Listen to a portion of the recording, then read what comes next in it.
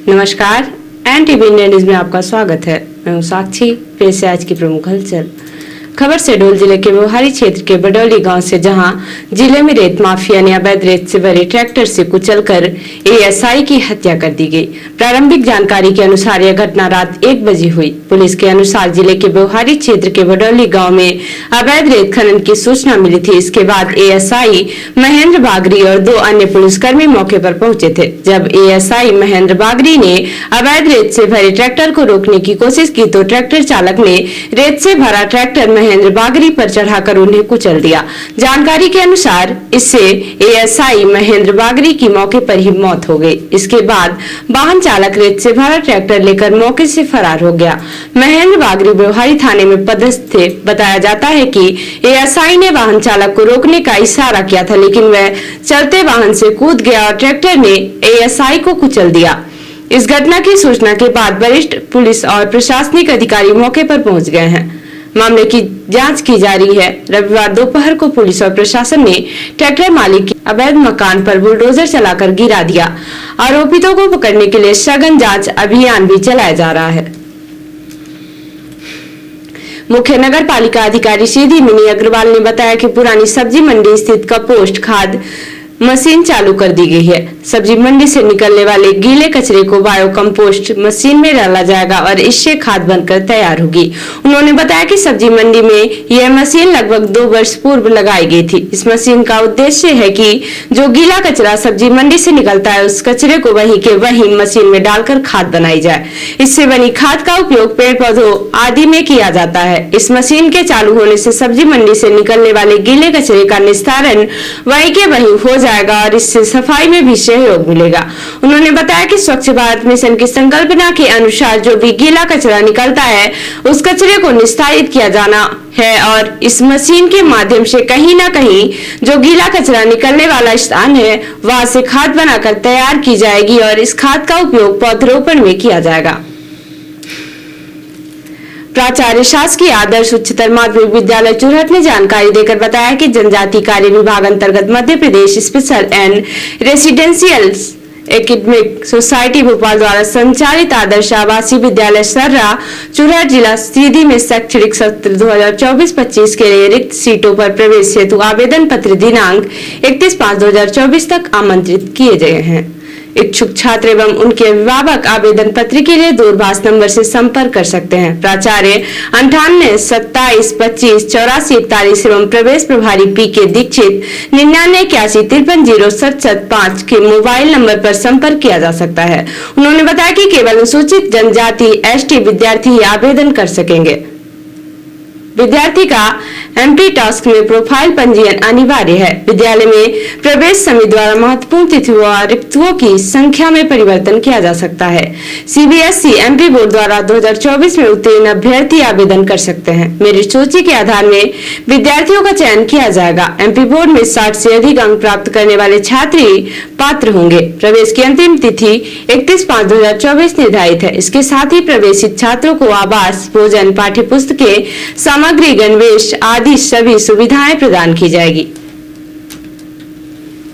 खबर रीवा जिले के गोविंदगढ़ से, जहां कल शनिवार को रीवा जिले के गोविंदगढ़ थाना क्षेत्र में हुए ट्रिपल मर्डर कांड ने शव को हिलाकर रख दिया है। यहां रिश्ते के देवर ने ही अपनी भाभी और 2 भतीजियों की बेरहमी से हत्या कर दी है। हत्या के बाद आरोपी ने दोनों भतीजियों के शवों को बोरे में भरकर गोविंदगढ़ के तालाब में फेंक दिया, जबकि भाभी का शव घर पर ही खून से लथपथ पड़ा मिला।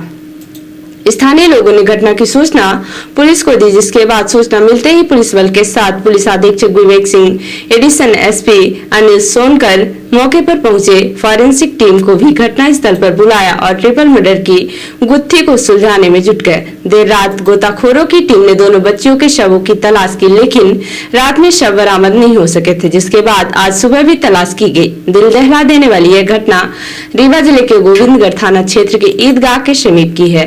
यहाँ रहने वाले एक मुस्लिम परिवार के 3 लोगों की बेरहमी से हत्या कर दी गई है। आरोपी ने पहले 25 वर्षीय हसीना खान के सिर पर स्टील की रॉड से हमला किया जिससे वह जमीन पर गिर गई। इसके बाद आरोपी ने चाकू से उसका गला रेत दिया जिससे उसकी घटना स्थल पर ही मौत हो गई। इसके बाद आरोपी ने एक एक कर उसकी 2 बेटियों को भी चाकू से गोदकर कत्ल कर दिया। ट्रिपल मर्डर की वारदात को अंजाम देने वाला आरोपी कोई और नहीं बल्कि मृतिका हसीना खान का छोटा देवर निकला। मां और उसकी 2 मासूम बेटियों की बेरहमी से हत्या के बाद क्षेत्र में सनका खिंच गया। मिली जानकारी के मुताबिक शनिवार की देर शाम आरोपी शहबाज खान का उसकी भाभी हसीना खान से किसी बात को लेकर विवाद हुआ था, जिसके बाद आरोपी शहबाज खान ने उसकी हत्या कर दी। वारदात के दौरान मृतिका हसीना की एक 3 वर्षीय और एक 2 वर्षीय बेटी घर पर मौजूद थी, जिन्होंने सारा घटनाक्रम देख लिया। जिसके बाद वारदात को छुपाने के लिए आरोपी ने उसी चाकू से अपनी दोनों भतीजों को भी बेरहमी से कत्ल कर दिया। इतना ही नहीं, 3 लोगों की एक साथ हत्या करने के बाद भी आरोपी का दिल नहीं पसीजा और हत्या के बाद आरोपी ने अपनी भतीजों की लाशों को एक बोरे में भरा और घर से कुछ ही दूरी पर स्थित गोविंदगढ़ तालाब में ले जाकर फेंक दिया और मौके से फरार हो गया, जबकि खून से लथपथ भाभी की लाश घर पर ही पड़ी रही। इधर स्थानीय लोगों की सूचना पर पुलिस टीम के साथ खुद पुलिस अधीक्षक विवेक सिंह और एडिशनल एसपी अनिल सोनकर मौके पर पहुंच गए। पुलिस टीम ने घटनास्थल से साक्ष्य एकत्रित किए और घटना की जांच शुरू की। उधर पुलिस की एक टीम गोताखोरों के साथ गोविंदगढ़ तालाब पहुंची और भतीजों के शवों की तलाश शुरू की। घटनास्थल पर मौजूद एडिशनल एसपी अनिल सोनकर ने बताया कि गोविंदगढ़ कस्बे के वार्ड क्रमांक 3 में हसीना खान अपने बच्चों, सास ससुर के अलावा 2 देवरों के साथ रहती थी, जबकि हसीना का पति बाहर रहकर मजदूरी करता है। हसीना का बड़ा देवर अपनी मां के साथ एक शादी में जबलपुर गया हुआ था, जबकि छोटा देवर शहबाज खान घर पर ही था। शनिवार की शाम देवर और भाभी के बीच आपस में विवाद हुआ था। इस दौरान देवर ने स्टील की रॉड से अपनी भाभी हसीना के सिर पर हमला कर दिया, उसके बाद चाकू से गला रेत दिया। एडिशनल एसपी ने बताया कि घटना को देखकर वहां पर मौजूद हसीना की दोनों बेटियां रोने लगी, जिसके बाद आरोपी ने उनकी भी हत्या कर दी और सबों को तालाब में ठिकाने लगा दिया। पुलिस ने आरोपी शहबाज को हिरासत में ले लिया है, जिससे पूछताछ की जा रही है। रिपोर्टर हिमानी रौतेला ने बताया कि उत्तराखंड राज्य विधिक सेवा प्राधिकरण नैनीताल के दिशा निर्देशानुसार जिला न्यायाधीश अध्यक्ष जिला विधिक सेवा प्राधिकरण सुबीर कुमार के मार्गदर्शन में सचिव जिला विधिक सेवा प्राधिकरण नैनीताल बीनू गुलियानी के आदेशानुसार पीएलबी आरती मेहरा के द्वारा कुल 2 दिन का डोर टू डोर कैंपेन के माध्यम से बिरला चुंगी नैनीताल में राष्ट्रीय लोक अदालत के संबंध में विधिक जागरूकता शिविर का आयोजन किया गया। जागरूकता अभियान के दौरान नालसा बच्चों के मैत्रीपूर्ण विधिक सेवाएं और उनके संरक्षण अधिकार 2015 साइबर अपराध जैसे उपरोक्त के अतिरिक्त शिविर में जिला विधिक सेवा प्राधिकरण के कार्यकलाप, निःशुल्क विधिक सहायता, लीगल एड क्लिनिक, स्थायी लोक अदालत, मासिक लोक अदालत, राष्ट्रीय लोक अदालत, छात्रों से युवा पीढ़ी में नशे के बढ़ते मामलों व नशे से संबंधित शारीरिक एवं सामाजिक दुष्प्रभाव संबंधित दंडात्मक प्रावधान, किशोर न्याय बोर्ड, रिमांड, अरेस्ट, पॉस एक्ट आदि विषयों पर जागरूक किया गया। और अब पेश है प्रादेशिक हलचल। कश्मीर आतंकी हमले में छिंदवाड़ा के जवान हुआ शहीद। 7 जून को बेटे का जन्मदिन मनाने आने वाले थे, आज आएगी पार्थिव देह। इंदौर की छात्रा उज्जैन में होटल की छत से कूदी, यूपी के 5 लोगों के साथ ठहरी, बोले सुसाइड करना चाहती थी। कांग्रेस की एक और विधायक बीजेपी में शामिल। सीएम मोहन यादव ने बीना से एमएलए निर्मला सप्रे को दिलाई सदस्यता। और शहडोल में अवैध रेत से भरी ट्रॉली को रोकने की कोशिश की तो ड्राइवर ने एएसआई को कुचला, ट्रैक्टर मालिक के घर चला बुलडोजर।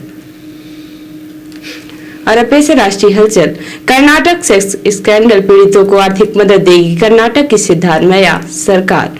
कांग्रेस नेता बोले हेमंत करकरे को कसाब ने नहीं मारा था, उनकी हत्या आरएसएस से जुड़े पुलिस वाले ने की।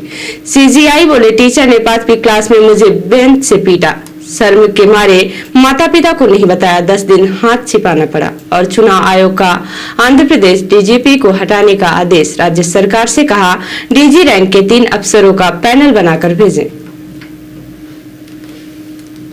तो ये थी आज की प्रमुख हलचल। नमस्कार।